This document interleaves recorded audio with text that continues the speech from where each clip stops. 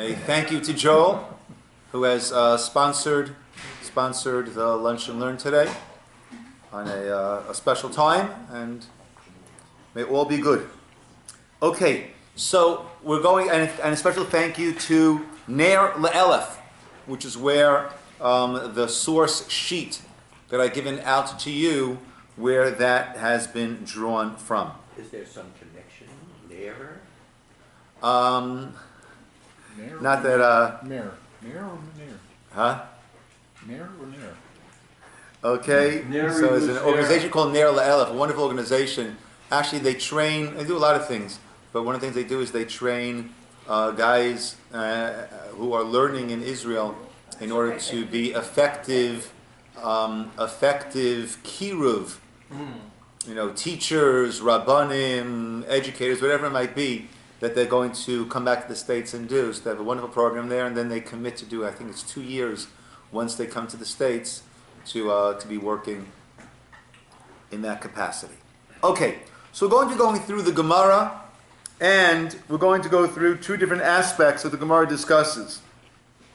In the past, we've discussed the Mahadrin min ha-Mahadrin, right? And the added level and the two ways of understanding that Gemara, and that results in the two different customs amongst the Bnei Ashkenaz and Bnei Sfard. We're not going to be doing that this year. Okay? We've done that in the past. We're going to be dealing with this concept that the Gemara begins with, which is Mitzvahs Chanukah Ner Ish Uveito. Let's begin with source number 1, which is the Gemara in Tractate Shabbos. Now, it is in Tractate Shabbos where we're discussing candles, Shabbos candles, Shabbos lightings, then we also discuss the Chanukah lightings, and that's how we also discuss Chanukah. So, Tana Rabbanan, we learned there, Mitzvahs Chanukah Ner Ish U Beito. The mitzvah of Chanukah is a ner, a lighting, a candle, a lamp, ish ubeito, for a man and his household. And that is the basic level of fulfillment of the mitzvah of Chanukah. You light one candle each day or each night, and that will cover.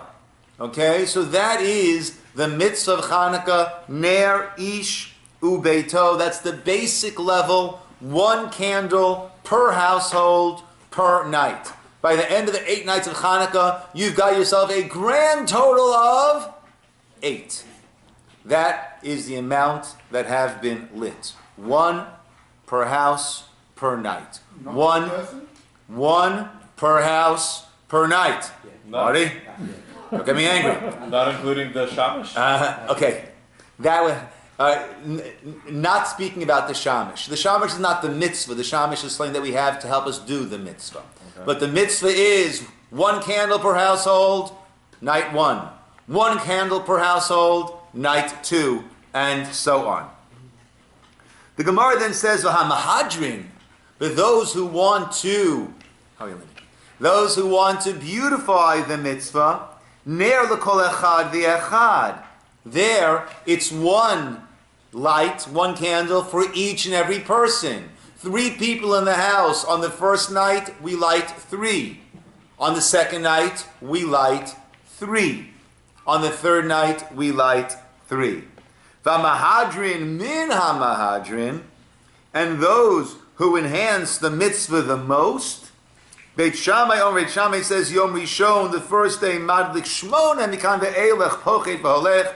Beit Shammai says start with 8 and work your way down to 1. Beit Hillel Omrim Yom Rishon Malek Echat Mikan ve'elech mosif v'holech. Start with 1, work your way up to 8. Okay, but the core level mitzvah is Ner Ish Ubeito, a light for a man and his household. Rashi there explains, that's source number 2, Ner Ish Ubeito, Ner Echad B'chol Laila. 1 light for each night. The Ish, B'chol B'nei Veito, and a man in the entire household, sagile. It's sufficient to have sagiluhu b'ner echad. One ner is sufficient for the entire household. Why? How do we understand this? And there are two different approaches that we could have.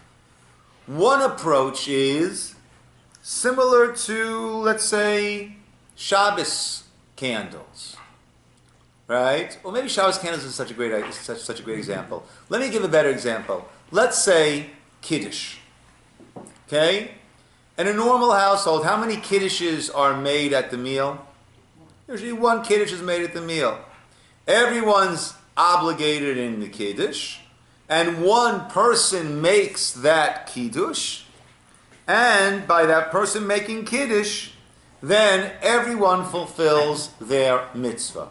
So is one possibility of the Ner Ish Ubeito is that everyone is obligated, every single member of the household is obligated, and one person, as we say, is motzi everyone else. He, by his performing it on behalf of everyone, everyone fulfills their obligation through that person. Another understanding is that Chanukah is somewhat unique in its obligation or in the structure of its obligation. Here, the obligation is not on the individual. The obligation is on the household. And therefore, each household needs to fulfill its household obligation, and therefore, the household fulfills its obligation by a member of the household lighting the candles. That is raised by the Sfat Emes, which is source number 3. V'yesh la'ayin. He says we need to look into this. Mitzvah, if the mitzvah is possibility A, Aleph, Neracha bebayit kamo mezuzah. Oh, that's a good example. A mezuzah, right? It's the obligation that the house has mezuzah. We don't have every individual of the house hanging up their mezuzah on the doorpost. There's one mezuzah on the doorpost. Ukmo ner Shabbos. He does give that example. The Shabbos candles. Not everyone goes and lights their Shabbos candles, right? One person, usually the mother of the house, she lights the candles, and that way everyone else fulfills their mitzvah through that. D'chol shehidlik l'shem Shabbos. Av shehidlik misha right? As long as it was lit for Shabbos, whoever lit it doesn't make a difference.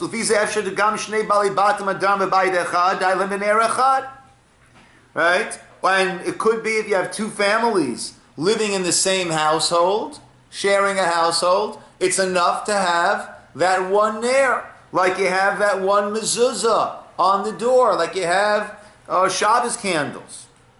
Or alternatively, da mitzvah kol adam.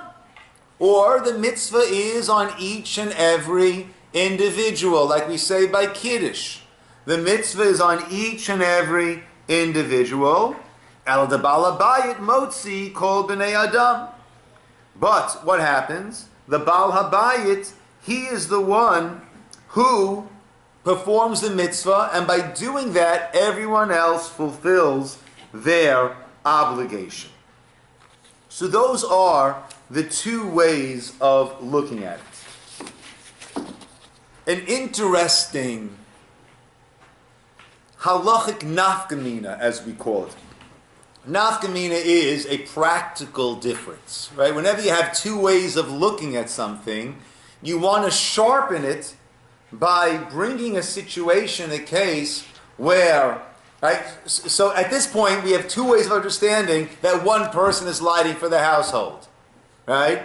But the question is, what situation can we present where, according to the first way of looking at it, this is what the halacha will be, the law will be. According to the other way of looking at it, this is how the halacha will be. The law will change.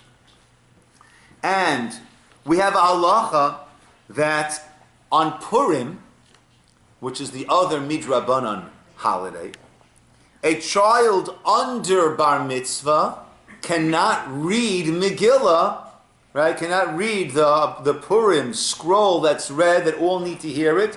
A child under bar mitzvah cannot read the Megillah. Why not? He doesn't have the obligation.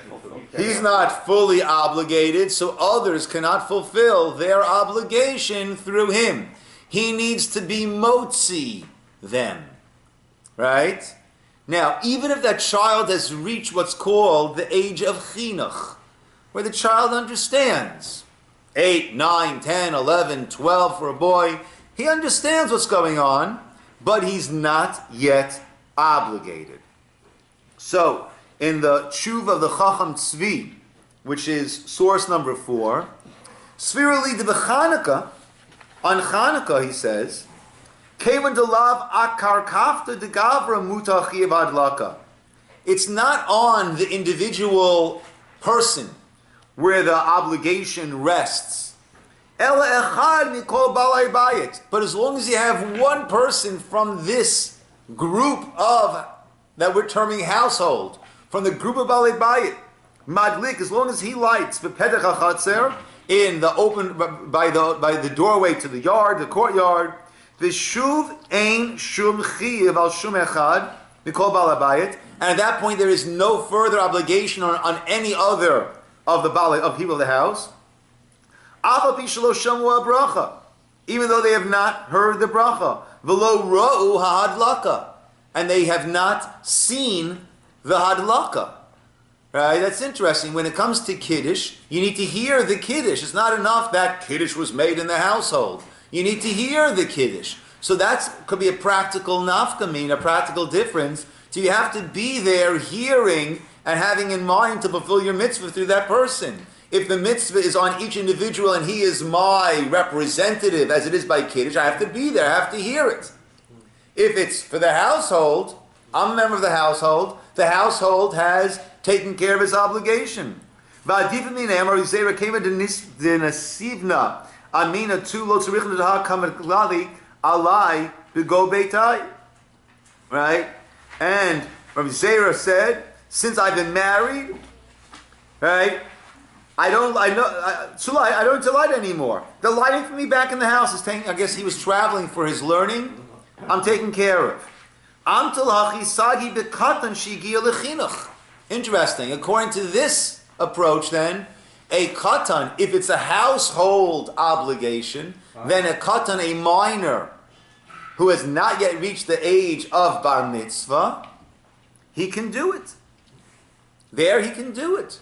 Because he's a viable member of the household. It's not an obligation that he is fulfilling on my behalf. He's doing it on behalf of the household. The household has now fulfilled its obligation. Whereas, by the reading of the Megillah, hamutal kol echad ve'echad, there every single individual has an obligation either likrot, to read, or lishmoa, or to hear ha-Megillah, the Megillah. Ein katan, af shegiya lechinuch, motzi et harabim.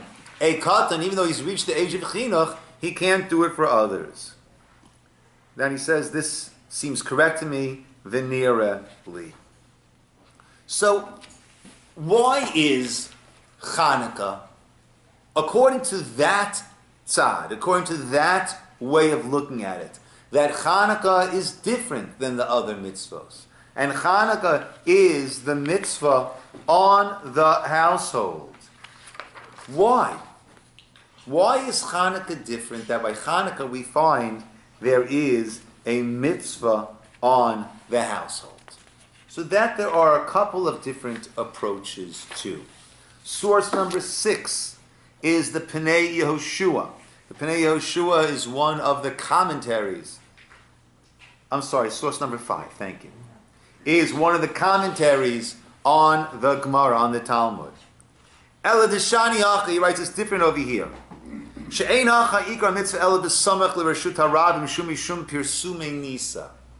The mitzvah is that we need to light it next to public domain. in order to publicize the miracle.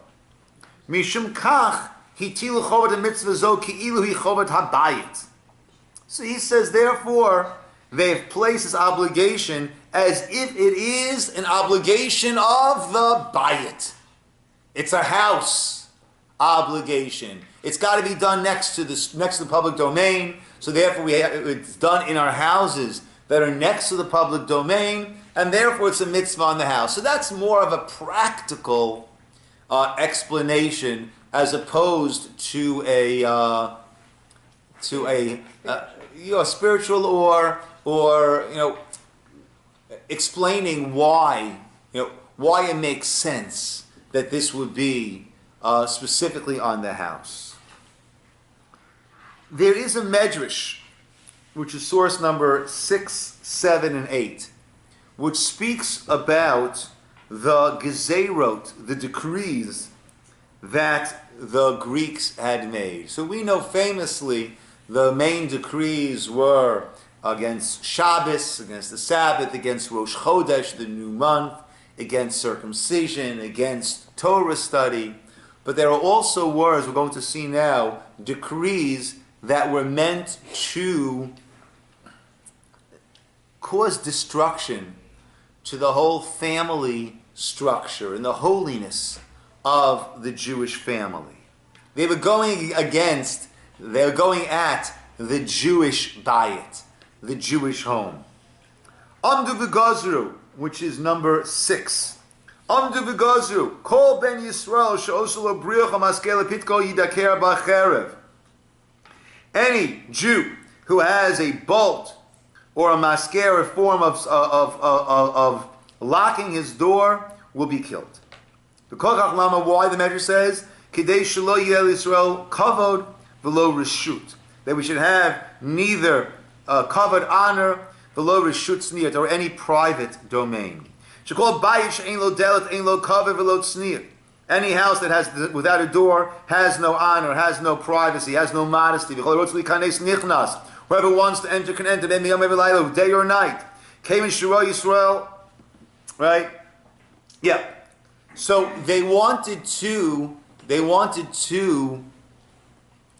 interfere with the Jewish home, the normal running of a modest, private home. Furthermore, anyone whose wife goes to the mikvah for the family purity will be executed by the sword. Right? Without going to the mikvah, then the marital intimacy is not allowed. One is not allowed to go ahead with marital intimacy without the usage of the mikvah. Number 8. They were saying when they saw this wasn't having the effect they wanted, they decreed a decree that was mara, bitter, v'achura, and disgraceful. That a woman getting married cannot go to her husband until she would first be intimate with the ruler. And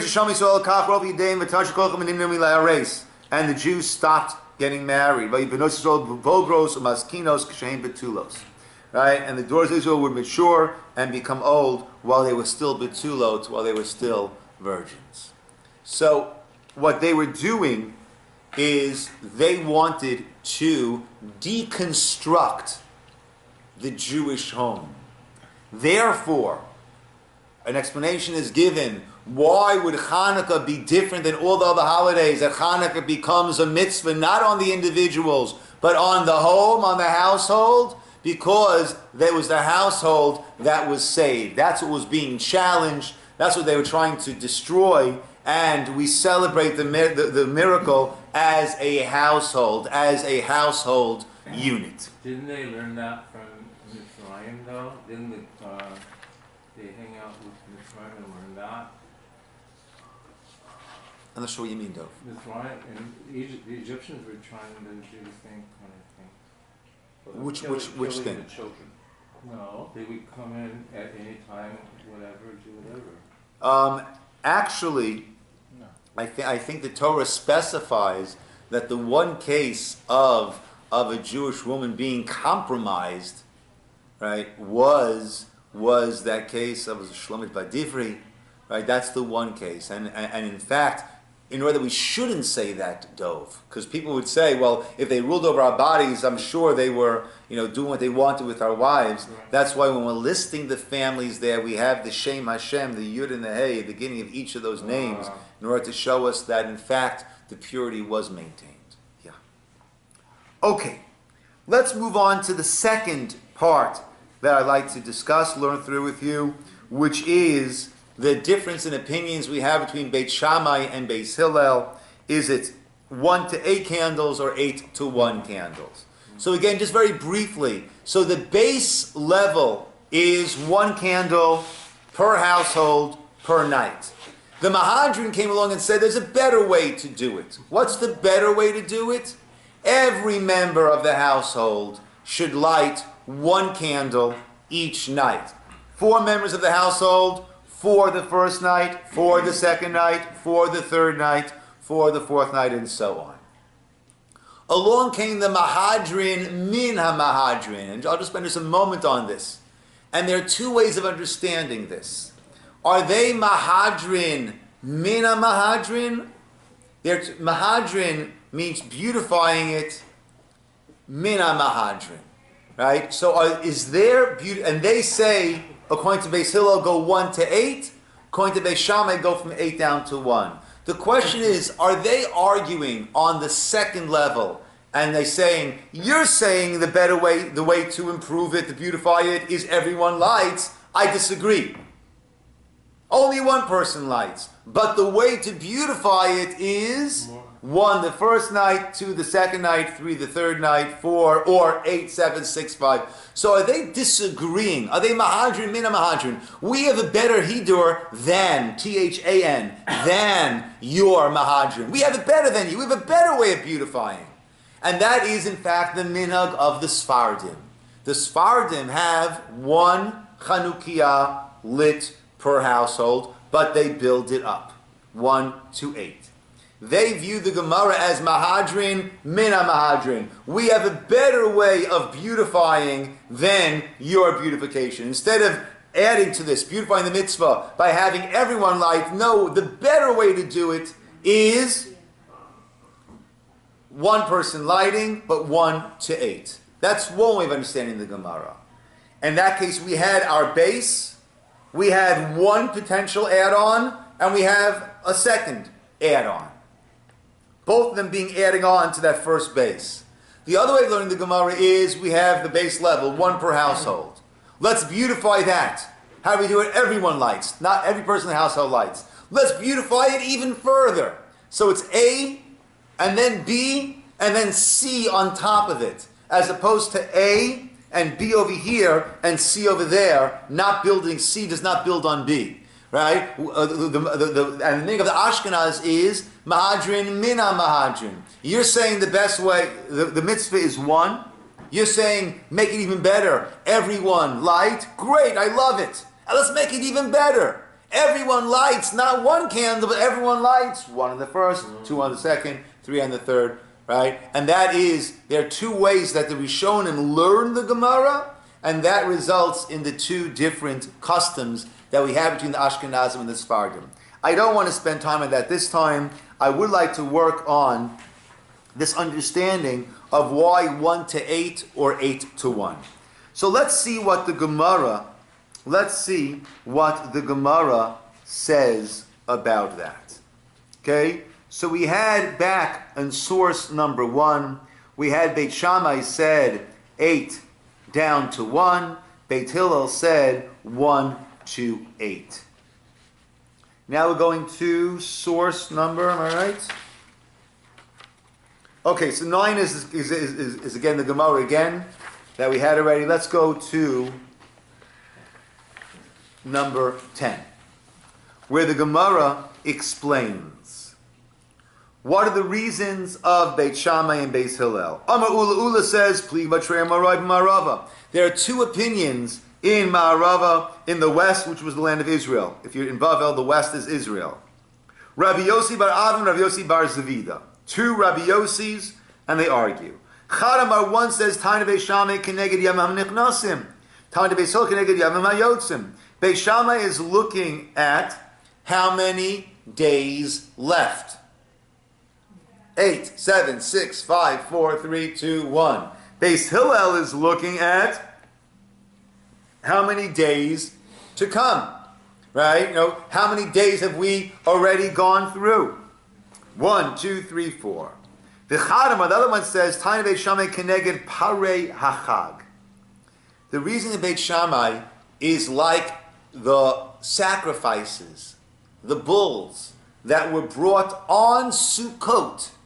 We'll soon see what does it have to do with anything. The bulls that were brought on Sukkot. So there, we started off with 13 on the first day. We work our way down until we get to 7. So those are diminishing. So to over here, we diminish with the candles. Beit Hillel says, Tana Beis Hillel, Malin b'kodesh ve'ein moridin. We ascend in holiness, we don't go down. So we have to build up. Rabbi Barchana said in the name of Yochanan, Shnei Zikanim Hayu b'Tzaidan. There were 2 elders in Sidon. One did Kashamai, one did Kahillel. This one gave his reasoning like the animals that are brought, the sacrifices that are brought on Sukkot. And one said because we go up in level and not down. So how do we understand this? So let me give 2 approaches. There's the Chasam Sofer's approach as follows. The Nira Li, number 11. Lebeit Shammai asu ikar mimapalat hasonim. Those bulls that we brought, the oxen that we bring as sacrifices on Sukkot that diminish each day, they correspond to the nations of the world who were coming at us, coming against us, and they will diminish. Therefore, he says, Beis Shammai says, the ikar over here, the focus is on the fall of, as it says in English, of the hateful enemies.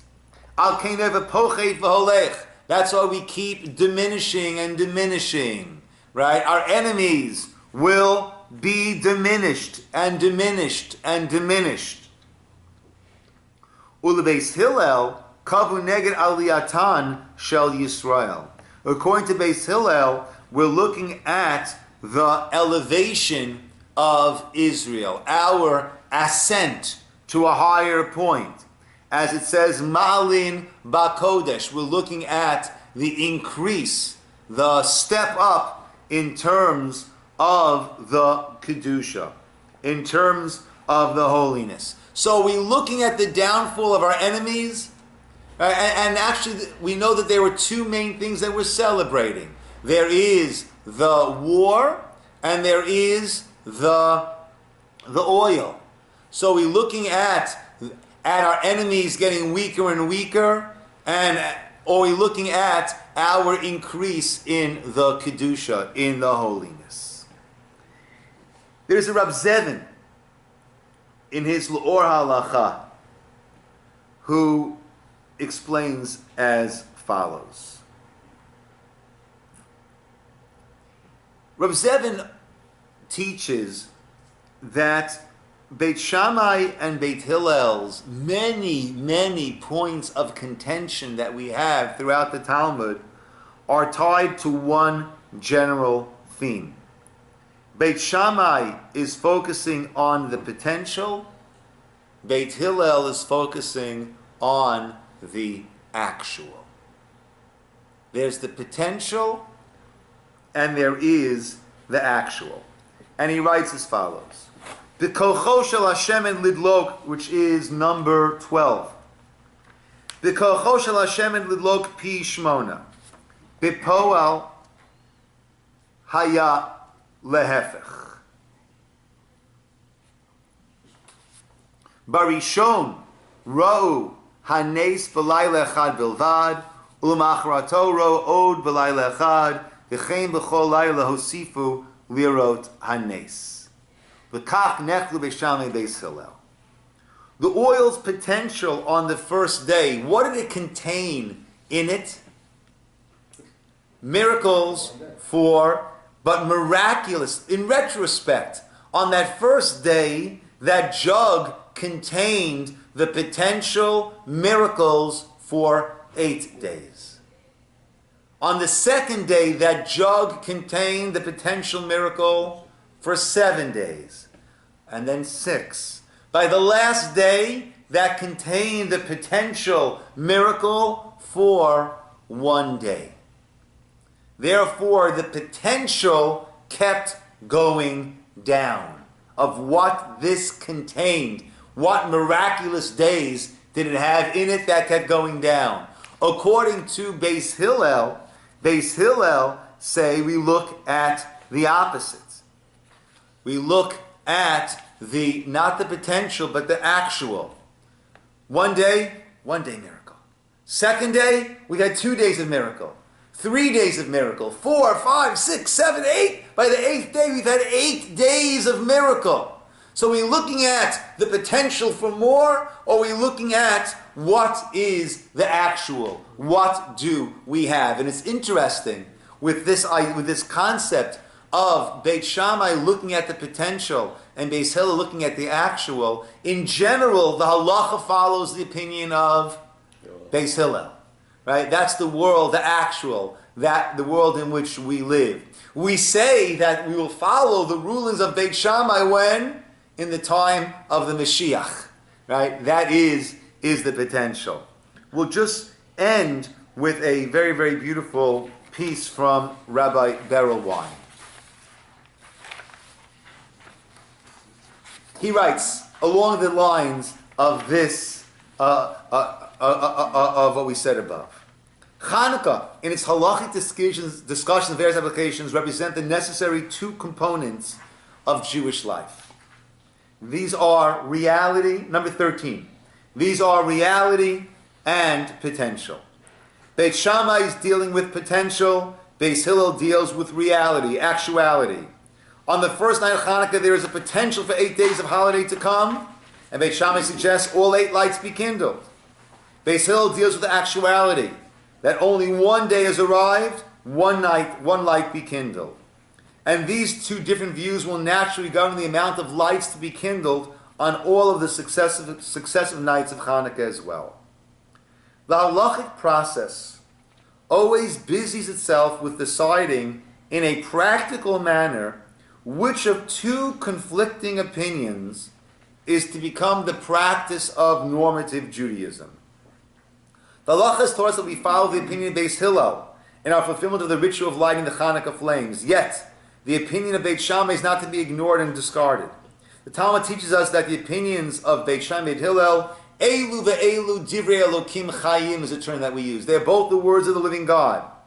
We humans can only in practice follow one opinion, and Allah has instituted the opinion of Beit Hillel as the accepted practice.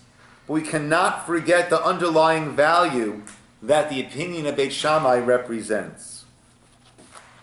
A society that lives only in the present and deals exclusively with the reality that it faces eventually loses spirit, drive, and enthusiasm. Actuality rarely creates innovation and creativity. Those qualities stem from intuition, seeing potential, dreams as yet unrealized ideals.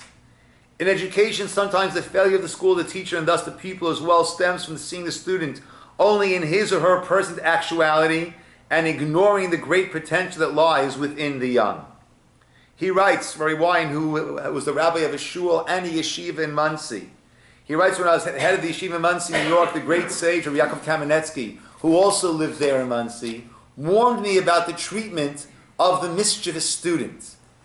He told me he should not be summarily expelled from the school, since mischievous students many times are the ones that usually possess great potential, which in later life, when activated, will be of benefit to all. I think it is the Belzer Rebbe who, in explaining what it was that Yitzchak saw in Esav, right? He saw this wild spirit, that if that could be harnessed for Judaism, right, It'll be pretty wild.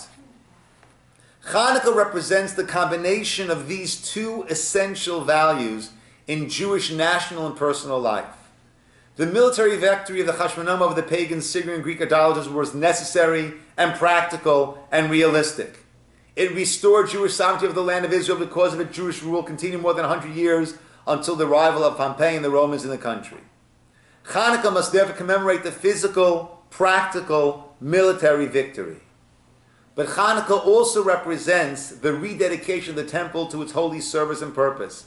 Holiness and spiritual achievements are always measured not only in terms of their current achievements, but in their unlimited potential for later generations as well. The lights of Chanukah kindled almost 22 centuries ago are still the spark that kindles our Chanukah lamps in our homes and society today.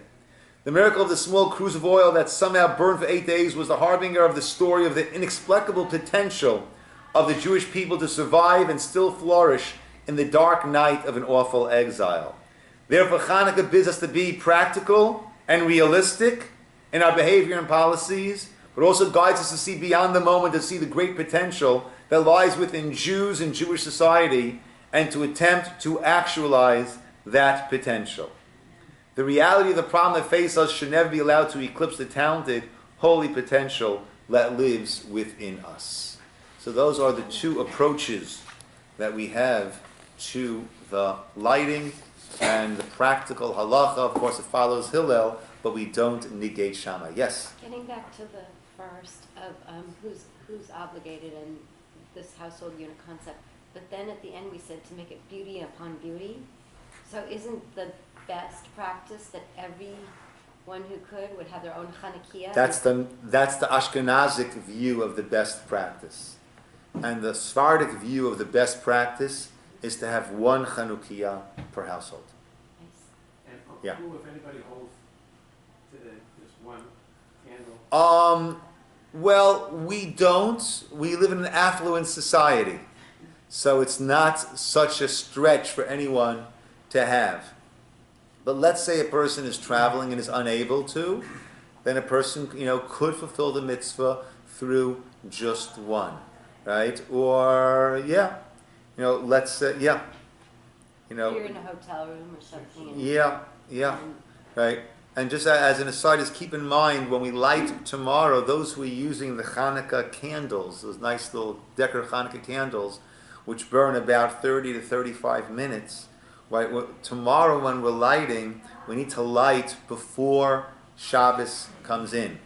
But it's got to burn until the proper time, until half hour after Shabbos ends.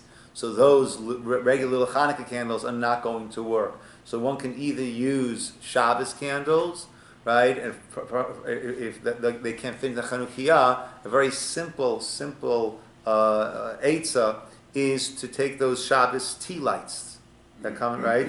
Doesn't need to be in a Chanukah. Just line up, right? It'll be 4 Friday night that we light. Line up 4 of them and put another one off of it as the shamish, and light those instead of your Chanukah candles.